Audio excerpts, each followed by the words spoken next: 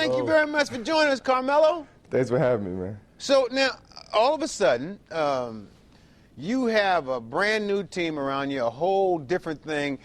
Iverson gone, Camby gone, Chauncey there. How has your team changed? Man, it's on the court is, I think we're a totally different team just from the simple fact that everything is slowed down a lot. With Chuck, don't get me wrong, I had a great run with AI. I wish he never would have left. I always told him I wanted him to finish his career here with me. That was my dream, that was his dream, to play with each other. Whatever happened in the front office, I have no idea. Obviously, the organization is trying to take a different approach and go in a different direction. But right now, with Chauncey, it's a different look. He's slowing the ball up down the court. When the fourth quarter come in close games, we're executing more. We're not trying to, shoot first mentality. We're not trying to get up and down the court. And in the last couple of games, we've been winning games with 85 and 88 points and 90 points. And I was laughing with Chauncey, telling him before you got here, I never won no games with 85 points. So that's a big difference right there. Carmelo, GP, what's going on? How you doing, GP? I'm good. First of all, let me tell you, I like the hairstyle, man. Thank you, man. Thank you, man. That's growing up. That's growing up. Because you can't grow no hair. That's growing up. That's growing up. I can grow all my hair. But let me ask you this. Now with Chauncey and Allen's going, not taking anything away from the trade, what does it take for you guys to get out of the first round, get in them playoffs, and then go to the first round? Do you have a better chance now with Chauncey? Not taking anything from Allen, like I said. Just give me your opinion on that. Well, I think right now, with the experience that Chauncey have, with the Detroit Pistons and playing in them big games and playing in championships, and him just bringing that over here with me, I can learn from him a lot. Just from how to be in that situation.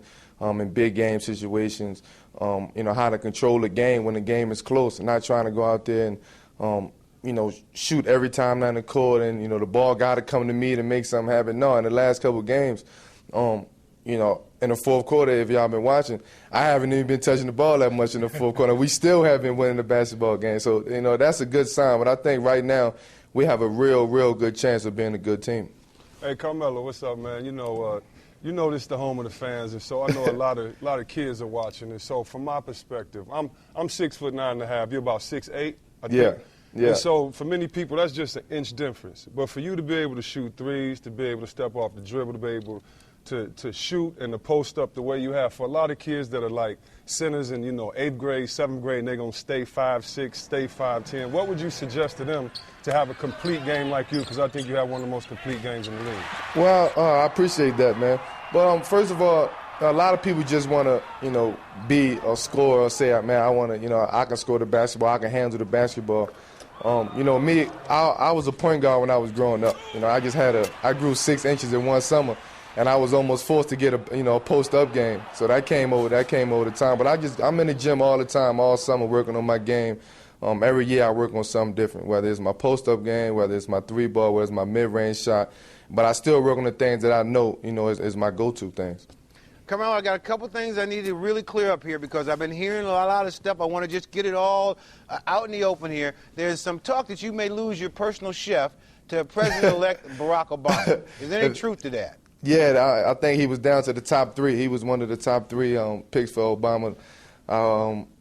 If I lose my chef to anybody, it can be Obama. He owe you a free dinner, though. Okay, so now here's something that's even more disturbing that to me, and I'm sure once my boys hear it, it's going to be disturbing to them. I heard that you enjoy listening to the music of Barry Manilow. If he even nod his head, yes, cut him off, y'all. It's on your iPod. Man, Is that true? Listen, man.